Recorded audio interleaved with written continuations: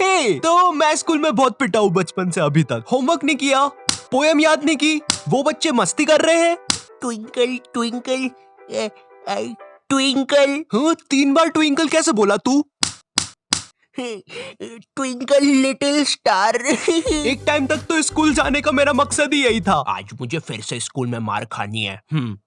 शाबाश।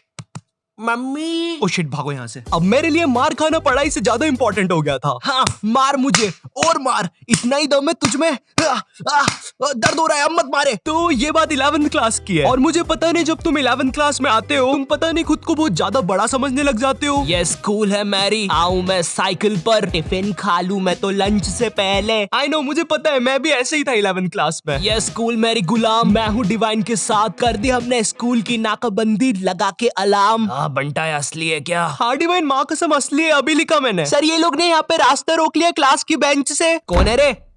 लग रही है। बंटा ये तो नंगी पीठ पे चट मार रहा है। टीनेज में अक्सर अजीब चीजें होती है, राइट? कभी तुम्हारा मन किसी भी चीज में नहीं लगता है, तुम चाहते हो कि बस जैसे तैसे ये दिन निकल जाए। और कभी कभी ऐसा होता है कि तुम्हें दुनिया भर की सारी चीजें करनी है। तुम्हें छत से कूदना है, सर के बल घूमना है, अपने छत पर बैठे हुए बंदर को छेड़ना है। साला मोटा बंदर बैठ के केला खा रहा था, उधर भगा दिया साले को, अब नहीं आए।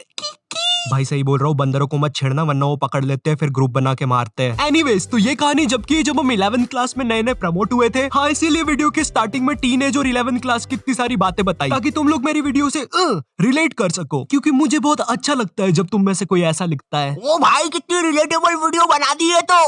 यस, इसीलिए तो मैं जीता हूँ। खैर, तो तुम लोग को पता होगा 11th क्लास में हमको एक सब्जेक्ट चूज करना पड़ता है और यही चीज की वजह से तुम्हारे 10th के सो कॉल्ड फ्रेंड्स तुमसे अलग हो जाते हैं। हाँ, यही चीज मेरे साथ हुई थी। मेरे कुछ दोस्तों ने कॉमर्स ले लिया था और कुछ ने मैथ्स। हालांकि वो लोग अब मेरे दोस्त नहीं है, मगर जब भी मैं उनके बारे में सोचता हूँ नैनी, क्या तुम मुझे तुम्हारा खरगोश दे सकती हो सिर्फ 2 मिनट के लिए? अरे अच्छा ठीक है। Thank you. ये लो नैनी। Okay bye. अरे मगर इसमें से धुआं क्यों निकल रहा है?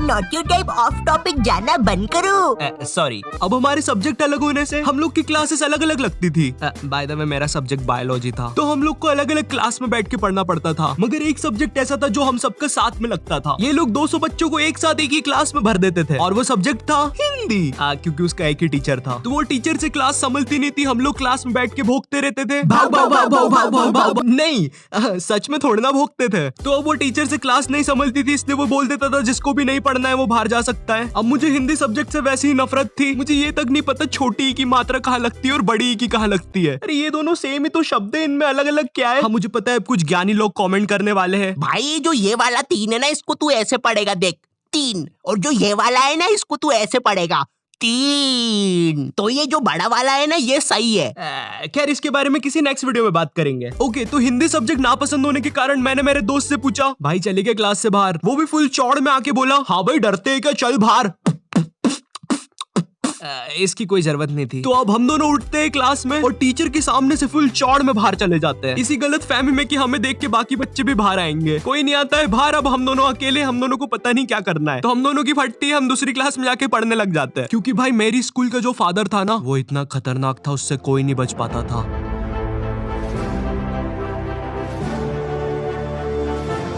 चल चल वहाँ चल, वहाँ चल। हाँ हाँ, मुझसे बच के कोई नहीं जा सकता। हाँ, अब बच के कहाँ जाओगे?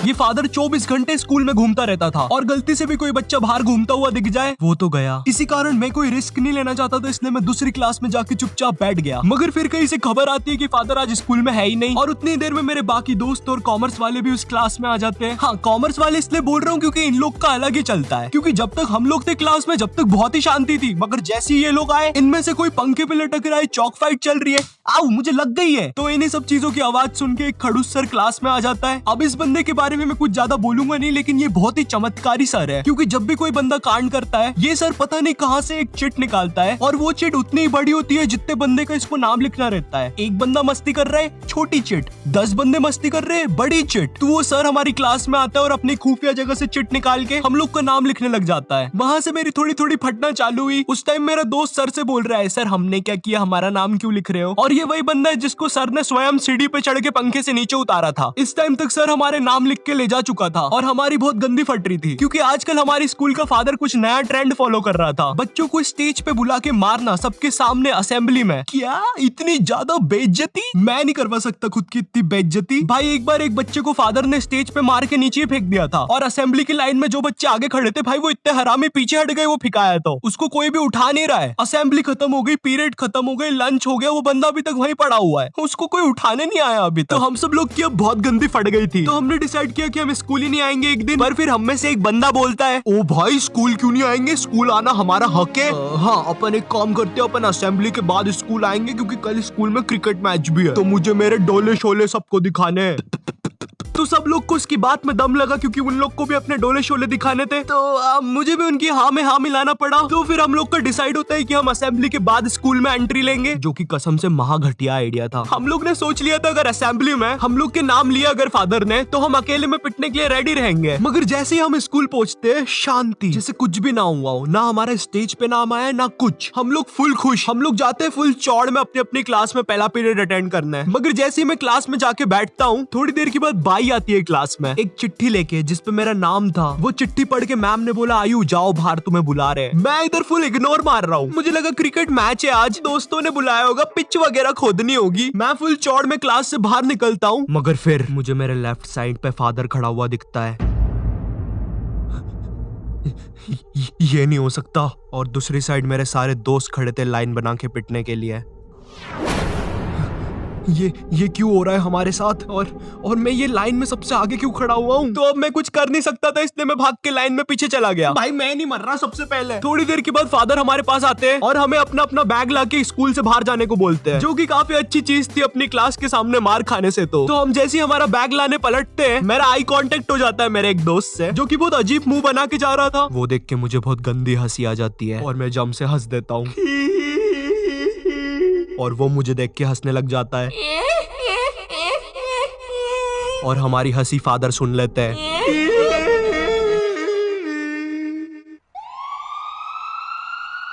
हमें इनकी जान बचानी होगी। हेलो सिविल हॉस्पिटल, डॉक्टर इन बच्चों की कंडीशन बहुत ज्यादा खराब है, लगता है किसी ने बहुत गंदा मारा है। बच्चे क्या तुम हमें बता सकते हो तुम्हारे साथ क्या हुआ था? वो हमें मारने की कोशिश कर रहा था। मेरा कलेजा। आज डेट क्या है? 7 सितंबर। क्या मैं 10 दिन से हॉस्पिटल में हूँ। मेरे मुंह से खून आ रहा है। आप जाइए यहाँ से, हमारा पेशेंट सीरियस है। अरे कोई नर्स को भेजो।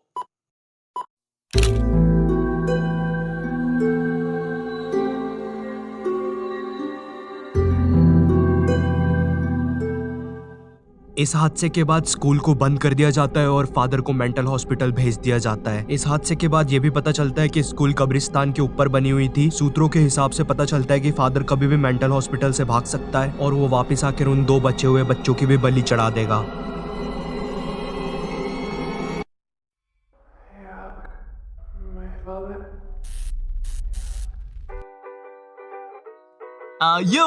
मुझे पता है वीडियो की एंडिंग थोड़ी ज्यादा क्रीपी हो गई है, बट कम ऑन यार, अगर मैं ऐसा बोलता कि फादर ने हमें सबके सामने मारा और घर भेज दिया तो तुम लोग को मजा नहीं आता ना। बट काश सच में मेरी स्कूल कब्रिस्तान के ऊपर बनी होती, मजा आ जाता। बट खैर, अगर तुम्हें ये वीडियो पसंद आई हो, तुम इससे कुछ रिलेट कर पाए हो तो लाइक मारो। लाइक करना बहुत ज्यादा जरूरी है, ठीक है? एंड अगर चैनल पे नए हो तो सब्सक्राइब मारो। इस वीडियो का एक स्क्रीनशॉट लो, उसको अपने इंस्टाग्राम स्टोरीज में डालो, मुझे टैग करो और मौका पाओ मेरी अगली वीडियो में एक प्यारा सा शाउट आउट पाने का। And in this video shout out to Amitosh 28 and मैं मिलता हूँ तुमसे नेक्स्ट वीडियो में। तब तक के लिए बाय।